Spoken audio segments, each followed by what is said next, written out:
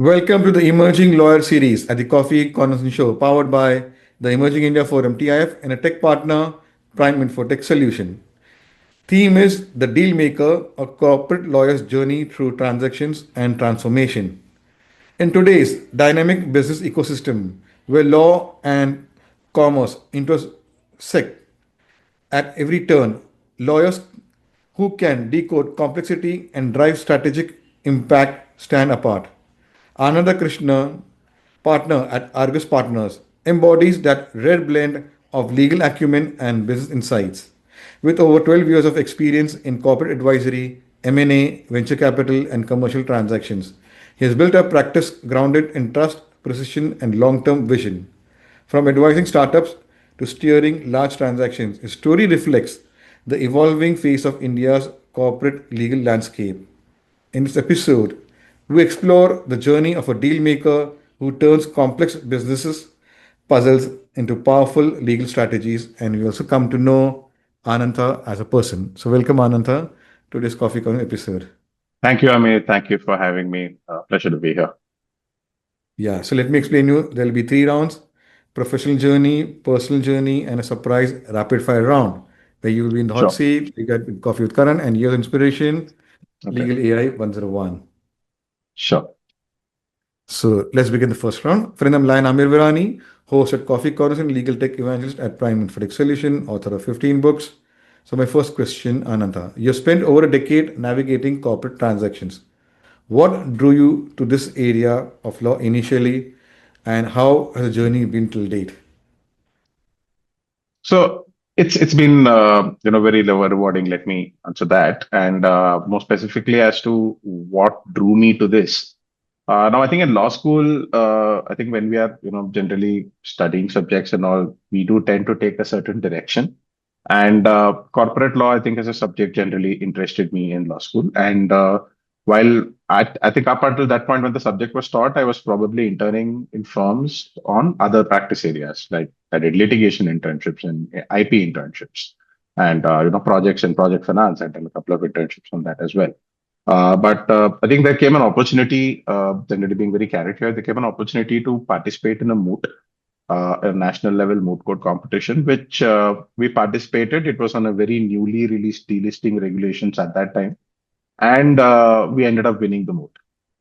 In terms of I was a speaker there, and what really excited me about that process was how vast it was, and we had to toggle between those new regulations, Companies Act, SEBI related laws, and all of that, and the vast judgments which had gone into the kind of shaping of corporate law. Of course, in internships, I had read the corporate governance reports by the Murthy report and the Cadbury report and all of that. So uh, the more and more I started immersing myself in learning about how corporate law had really shaped up, I was drawn more to it, and I think after that I started, of course, focusing my internships more specifically on corporate commercial practice, and I think from there on it's been a journey of navigating through transactions and marrying commercial sense to the corporate laws in the country. So it's been a very rewarding journey, like I said. Wow, beautiful. So, Anant, corporate law often involve high stakes decision making. How do you approach balancing legal precision with commercial pragmatism? So I think every transaction, in that sense, sits at the crossroad of a risk and reward, right? Because there are certain stakeholders, involved. Could be your clients, could be the counterparty, and each of them are in it, for a certain reason, right? The buyers are on a transaction to either say make a strategic acquisition or put money into the company because they see a growth trajectory and they see value in the asset as financial investors. While let's say the sell side is in the promoters or the sellers in an acquisition, they are of course building their life's work. So I think more often than not, like you rightly said, it is high stakes decision making because if let's say you're representing the founders on let's say an acquisition deal, it's pretty much their entire life's work which they're selling. So things can get a bit emotional as well, and rightly so, because it's really them putting everything they've done on the line to and kind of you know uh, get that make that acquisition happen, to show the worth of their life's work. So I think the idea here, at least for me, has always been as to how to Huh. negotiate, in the on the table. And there are certain non-negotiables which, from a client's perspective, need to be secured. And there, of course, are via medias which need to be worked out if the parties, hit a deadlock as to, how to navigate around that and come to a certain, position which is probably win-win for both the parties, which they're willing to kind of, move the needle at their end to kind of, land at.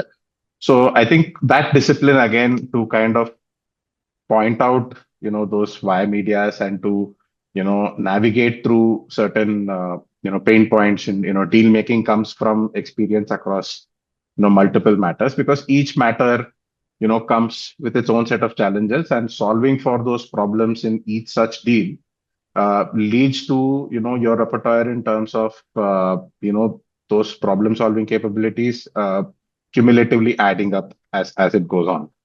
So I believe that gives you the ability to have that foresight as to what could possibly go wrong, in terms of positions in a document, and bringing that experience to the table. I believe assists me a lot in those high stakes decision making, like you said. Wow. So, Ananta, how important is relationship building in a field that's often seen as purely transactional? So I believe, see, I think at the end of the day, law as such is a very person driven or a personal relationship driven sector. People might not say it out often, but relationship matters a lot when it comes to lawyers, right? Because when I say relationship, it's about getting to know the client. The first few meetings, the first deal which happened. Let's say it's funding for a startup, and then we know that they were, let's say, at their seed stage, and then they progress, through the growth trajectory to go to a pre-seed and then series A, series B, and so on. As they grow, their objectives change, their priorities change, and what they want to kind of consider as points important to them in the document evolves, right? So I think the relationship is most important because you keep understanding what the client wants, and that is an ever evolving map. It's not one key. I have a relationship, and this is what the client wants. It's always going to remain this. It keeps evolving, it keeps changing, and across deals, the same day you might be, one of your relationships with the client, they're going to be looking to sell something like their life's work, and the other one could be company, a startup, just to stay afloat, is looking to close their next funding round immediately, right? And those are the rigors of the profession. But I think in each of those cases, the relationship is of utmost importance, because that's what really brings the element of a trusted advisor in for a client as well. This person knows, what my business is, how it has evolved, and what we need to be looking for as we progress forward in this journey. Wow. So, that is for startup. How do you tailor your advisory for large corporations? So, like in terms of it depends on the transaction. To be very honest, yes, there are large corporations come with a different set of expectations. Like I said, it could be the large corporation wants to acquire a smaller company, and it could be a strategic acquisition. Just taking one example. And there could be certain reasons they want to make that work, and it need not always be something which is driven by return on investment. It could be the part of a larger plan. Like we did some acquisitions where a larger corporation acquired certain entities in, say, a Pune and a Bangalore. The Bangalore entity was specifically acquired for the tech, and the Pune entity was specifically acquired for the user base, Pune and Mumbai. So they were kind of creating a synergy of those acquisitions to make to launch their product, which was in the same line, but bringing some elements together, right? So the essentials of the what a large corporation wants to achieve can vary from one corporation to another, and it depends on the deal dynamics. But having said that, I think it's really kind of breaking down the complexities into simpler terms at both a startup level and an MNC level. Of course, at the MNC level, the simpler the solutions are. It's not like they're looking for complex solutions. They want to obviously stay compliant with the legal framework and yet have their goals achieved in a more lucid and simple manner. So I don't think the needle changes really much, but it's applying different lens for different stakeholders. Wow. So let's go maybe down the lane. What's that transaction or advisory moment that significantly shaped your career? So very honestly, it's probably difficult to pick one because I'll just give you my funda here. I don't look at it that way. Because like I said, each deal leads to significant learnings. Some may be more than the other because some could be, straightforward funding rounds, while the others could have, certain layers of complexities to work with. But having said that, on a no-name basis, I can definitely think of one or two deals which I was really interested and felt the learnings were significant. I mean, one of them was in fact an exit for a key private equity investor from a leading perfumes, perfumes and scents brand. And there was another which was basically a quick commerce entity being which was an externalized quick commerce entity being the structure being killed overseas and then the entity being internalized and then acquired by a listed company. I think these are a couple of deals I can think about. There are many more, honestly, but I believe I think each of them have shaped my career in some way or the other because, like I said, the learnings are cumulative. I cannot point to one deal and say this is what made me, a much better lawyer. I think each deal does. It could be the simplest of funding rounds also, which are one or two points on the negotiation table, which have a very nuanced approach taken by councils, which, learnings from the other councils are also something we are on the table for. It's not like I wouldn't say that, I lost the point, they won it, or I won the point and they lost it. It's not that black and white. Learnings are constant for lawyers across the table, across deals. So I believe it's the cumulative which matters. Wow. So, Ananta, from associate to partner, how would you describe the evolution of your leadership style? So I think as an associate, I was more keen on getting the details right and understanding complex commercial structures, right? Because I think as you start and as you start doing deals, you start grappling with these concepts and you start understanding the hows and whys and applying so when there are say different commercial considerations on the table, you know how to apply the commercial logic to that to rework something, right? So I think the formative years went in understanding concepts, and then the eventual years, as in more senior levels of being an associate, went towards building client relationships at the same time, working end to end on transactions around the clock. And I think once after partnership, I've kind of evolved a leadership style where I've tried to pick the best I've learned from different seniors across time. I think that's one element which that's one aspect which really goes into shaping your own leadership style.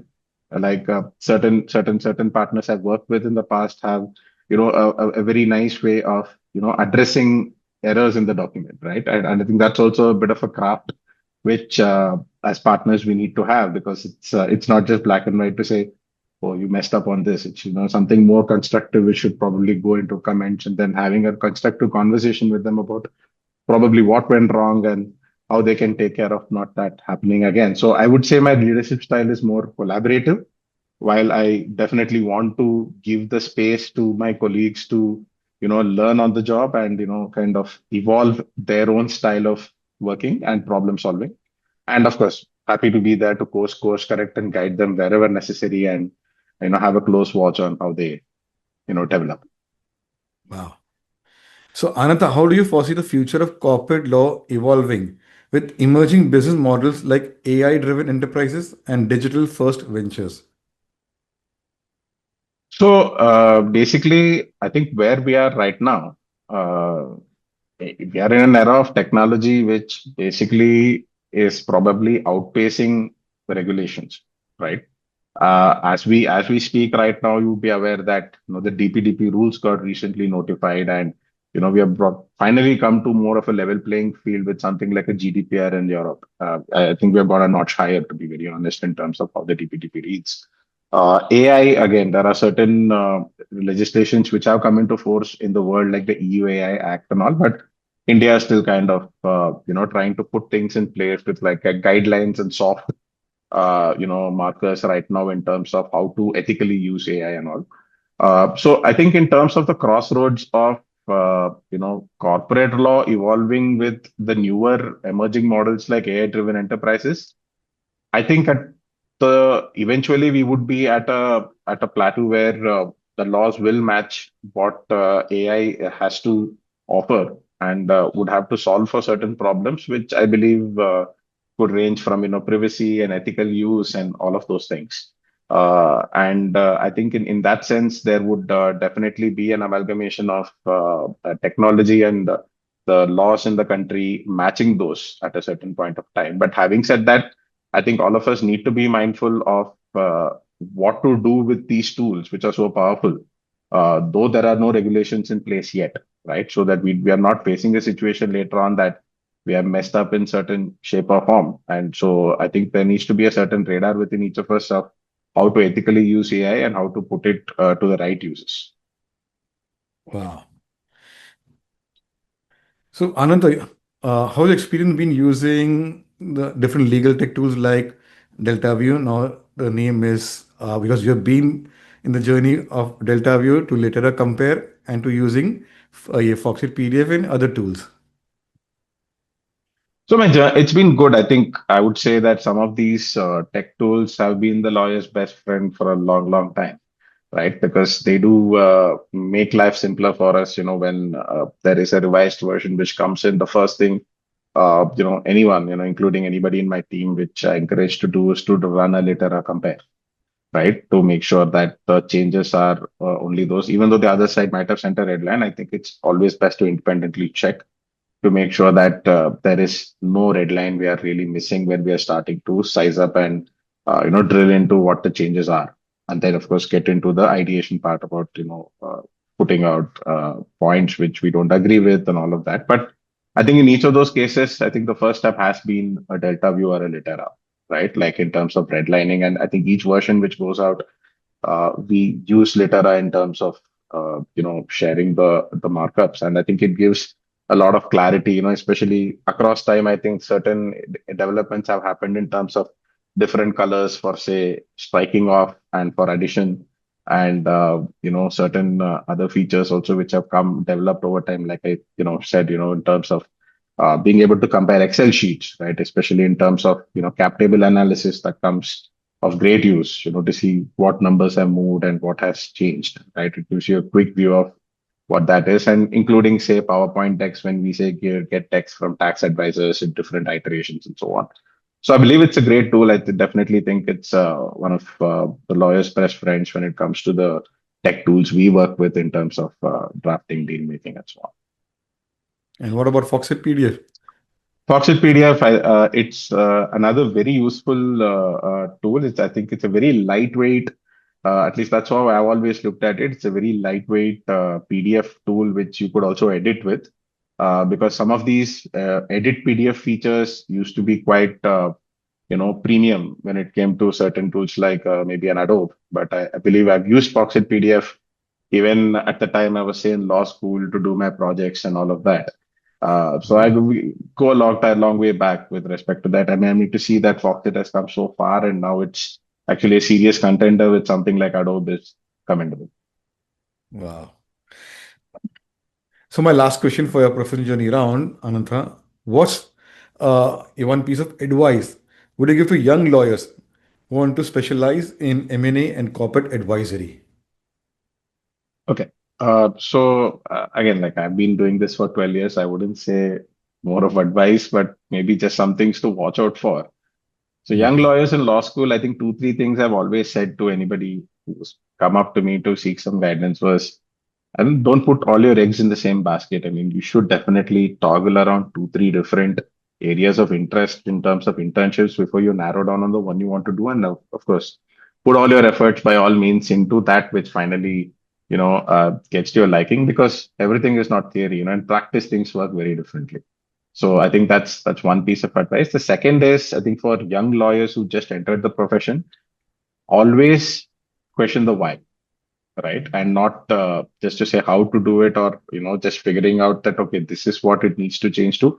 Always question the whys, right? I mean, because it's as important to understand a concept from its grassroots as to why such a concept even exists in the document, rather than just going at it to say, okay, this is there and this is what they want, so this is what I need to change it to, right? So understanding the reason why any language or clause or provision or concept is there in a document is, I would say, the first step to actually kind of assimilating your thoughts on points which you don't agree with for your client, and reverting with what we could push back on, right? So I think understanding the whys is uh, the most important. And of course, goes hand in glove with that is your research abilities, and the ability to never stop reading, right? Because at the core of research is this skill of reading, and the lesser one reads, the lesser one is going to be informed. So I would say definitely question the get your whys answered, and with solid research and all the reading you can do to ensure that you have all the tools necessary to make a decision on any point you need to get back on. Wow, beautiful. So let's go to the next round and understand Anantha as a person. Tell us about your family and your formative years. So I was born and brought up in Chennai. I studied at this school, Padma Sheshadri Bal Bhavan Senior Secondary School. Right from kindergarten to 12th grade, I was there. Now, after school, something happened, in the sense there were a lot of CAs in my family. So I did end up doing CA right after school for a year. I cleared my foundation. I was doing articleship. I was going for statutory audits and internal audits and all of that. I was a commerce with max background in 11th and 12th grade. So accounts was something which was something I could understand and comprehend and all of that. But then as I was doing CA for a year, and I figured that it's probably not my cup of tea, because crunching numbers and analyzing numbers didn't excite me as much as I thought it would. And then I figured there is a common law admission test, which was around, and thought I should give it a shot. And then I wrote that, and then, of course, based on the rank, I headed to National Law University, Lucknow. So I think Chennai, I think, was pretty much where all my schooling and all of that happened. I think in terms of my family, my mother is a retired bank professional, and my father is a pharma entrepreneur. He has two companies which he runs with over 40 years in the industry, and still based out of Chennai, refusing to retire from my hand. And Wow. I have a sister who's a compliance professional. I'm married. I have a 5-year-old kid. My wife has donned many hats. She's been a pharma marketing executive. She's also been in market research analysis recently. And right as of now, she's starting something up. So, women and multitasking go hand in hand with each other, while men end up being some one-trick ponies. So, I think that's my wife, and my kid is, like I said, 5 years old. Wow, beautiful. So, how was your experience doing law at Dr. Ram Manohar Lohia National Law University, Lucknow? And yeah, how did it help in shaping your career? Oh, it was fantastic. I mean, RMLNLU, I think, as a university, we were the third batch. And what really attracted me also was that there was a plethora of opportunities you could grab. Right from moot courts to parliamentary debates to writing research papers. The opportunities were abundant, and since it was a new place, we had the opportunity to shape a few things in the university also, which we set up, debating societies and magazine committees and journal committees and whatnot. We're putting shape and structure to the university. So I really loved my time there, and massive respect for the fact that it gave all the opportunities which could kind of equip me to explore, how deep I was a lawyer, in terms of legal acumen as well as reasoning, and a lot of opportunities to actually explore those and develop those skills. That's what college offered me. Wow. So, what are your memories of Lucknow as a city? To be honest, I think when I stepped out of that train station, I was a bit shocked because it was, I would say, a tad not very clean compared to say the south. And I think my father said, "Listen, this is all immaterial. You should let's go to your college." And then I went there and I really fell in love with the city over those years. It was such a vibrant city. It was so rooted in its culture, and the fact that our law school was actually pretty much in the city, like in the heart of the city, also helped the fact that we could explore a lot of it.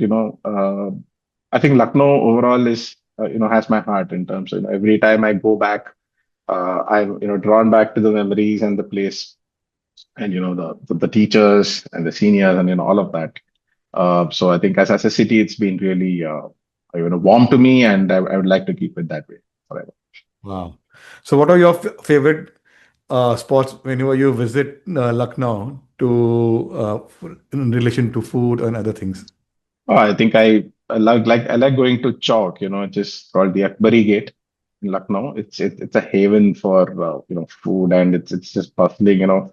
Uh, some of my friends, in fact, are drawn of a food trail, so we really don't need to do much if we are in the city. We just head there, and we have a list. We just have to knock off.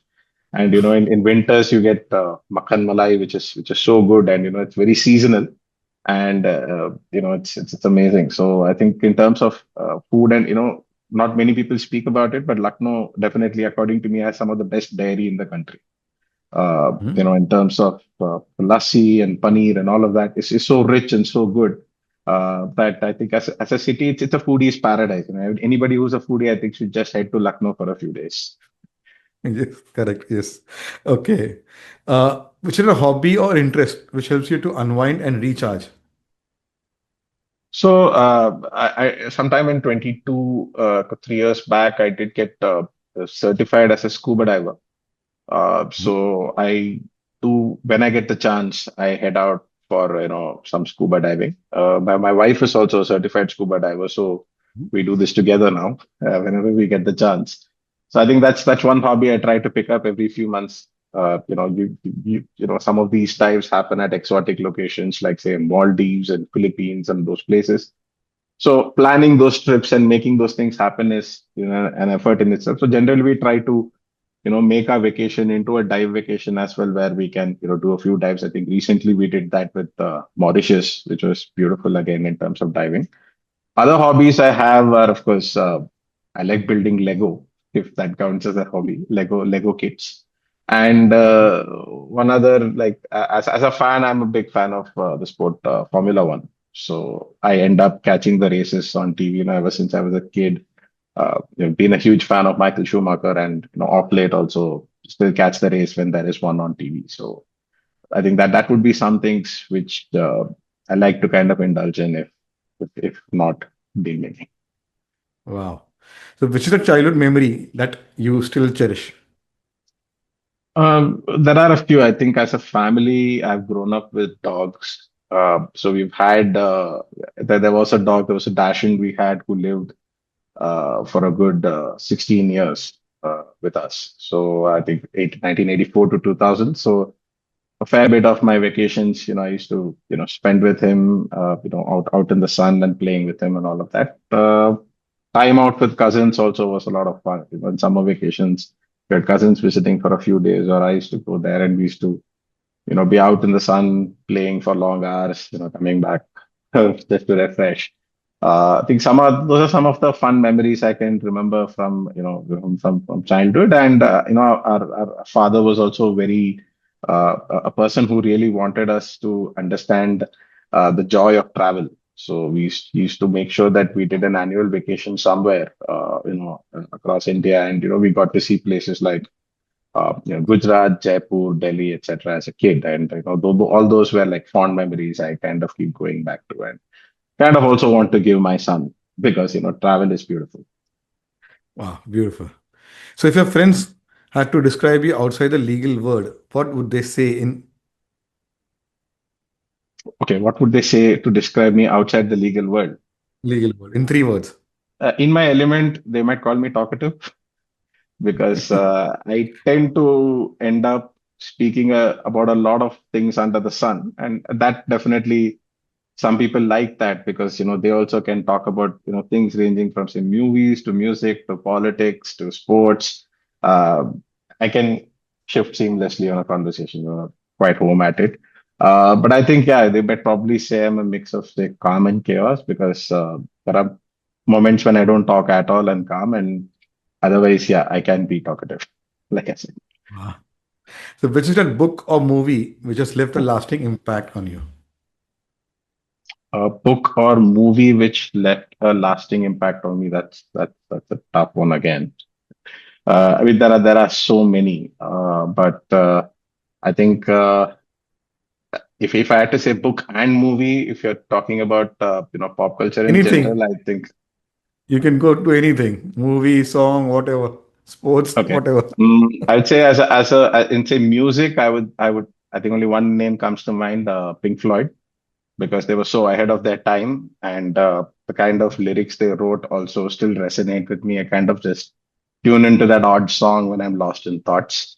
So I think that would be that. I think when it comes to say movies, there are way too many. I couldn't possibly pick one, but I think the works of let's say a Martin Scorsese or a Francis Ford Coppola, say Frank Darabont. There are a lot of directors I really admire, and I kind of hunt down their works to see that expression on on film.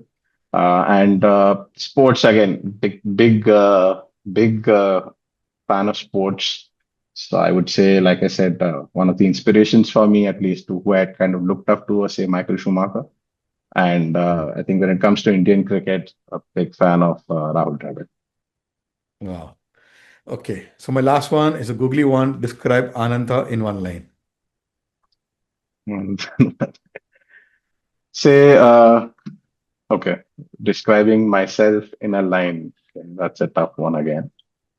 But I would say maybe a lawyer who was wired for deals and driven by the stories. Uh, that would be me in a line, because deal making is something which happens all the time in my life. But when there is a good story out there, I would like to see it, hear it, or experience it. So driven by stories. Yes. Wow. So, let's put in the hot seat, the rapid fire round. Your, your go to comfort food. Go to comfort food. I would say Thai or Japanese. Wow. Drafting or negotiating. Negotiating. You're a morning person or night owl. Night out. One word that describes your leadership style. Collaborative and always backing them. Your favorite color. Blue. Best piece of advice received. So this was actually from one of my seniors in the previous firm. So what he told me really stuck to me. He said, when you're on a deal and across the table, uh, your client aside, definitely try to win the other side over, which really stuck to me. With your deal craft, with the way you negotiate, and with the points you want to take home. That really stuck to me. So that's one advice which I was really impressed Yeah. by. Your dream car. My dream car was made a long time back. It is a Lamborghini Miura. You don't get those anymore. But I guess right now I probably say it's the Ferrari F50. Wow. Beautiful. Tea or coffee to recharge. Coffee. Yeah, We are the coffee show.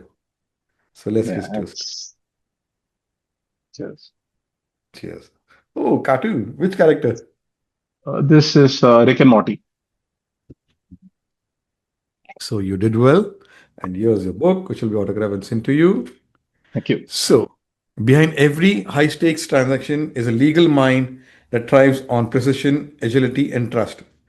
Anantha Krishnan's journey is a testament to how passion, patience, and people skills can transform a profession into a calling.